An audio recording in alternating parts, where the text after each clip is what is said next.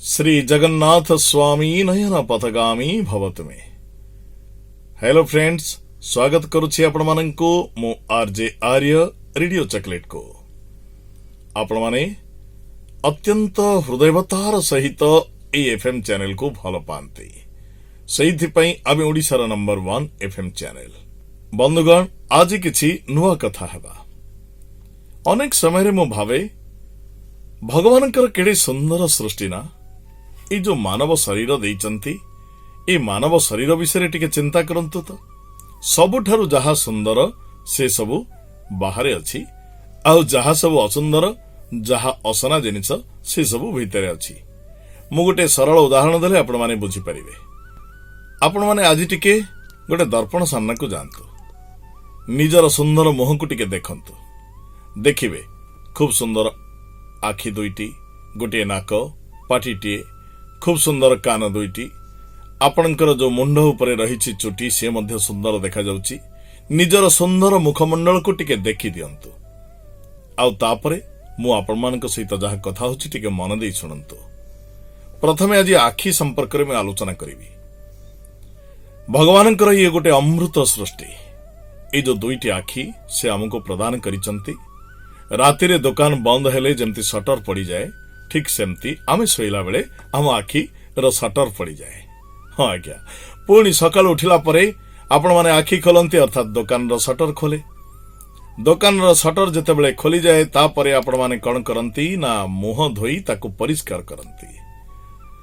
आउ ता भितरे एते सुंदर गोटे लिक्विड, गोटे सुंदर गोटे जिनस देइचंती भगवान, जहा आमर आखिरे जमीथिबा समस्त मैला को गोटे स्थान को नहीं आसे। आमे ताकू कहू लेंजरा। से लेंजरा को आपण माने परिष्कार करंती। तबे आखिर दुई पार्श्वरे रहिछि छोटिया छोटिया चुटी, सेगुड़िक कौन करंती ना जेते धूलिकणा सब पड़े से धूलिकणा को सुरक्षा दियंती बा ताकू प्रतिरोध करंती, एवं धूलिकणा गुड़िक आम आखिर कौनसी क्षति पहुंचाई पारे नाही। मु आखि विषय एइथि पई कहूछि जे आखि होछि आम शरीर सबुठारु मूल्यवान जिनिस, एवं ताहा परमेश्वरंकर अमृत सृष्टि, सुंदर सृष्टि। आखि भितरे जो पटल रहिछि, जहा माध्यम रे आमे दुनिया को देखि पारुछु, से मध्य ईश्वरंकर गोटे सुंदर सृष्टि। आउ आखि शटर पड़िबा बा खोलिबा, एई भितरे आमे परमेश्वरन को देखि थाउ।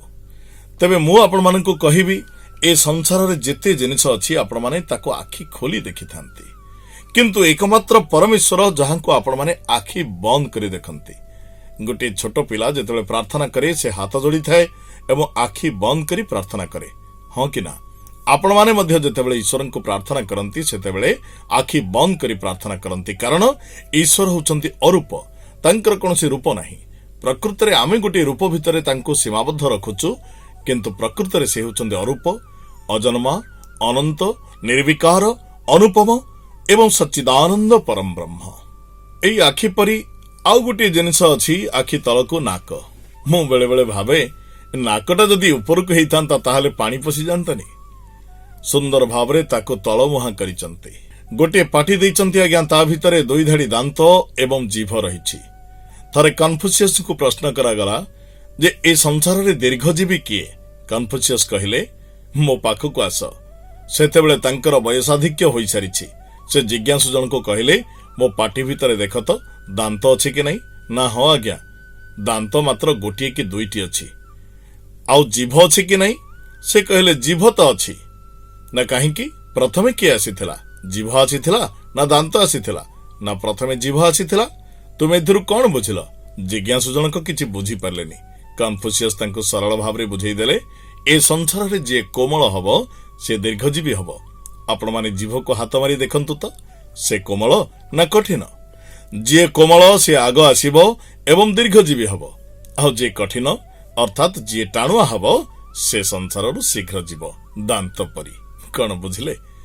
आज पई एतिकी। जय जगन्नाथ।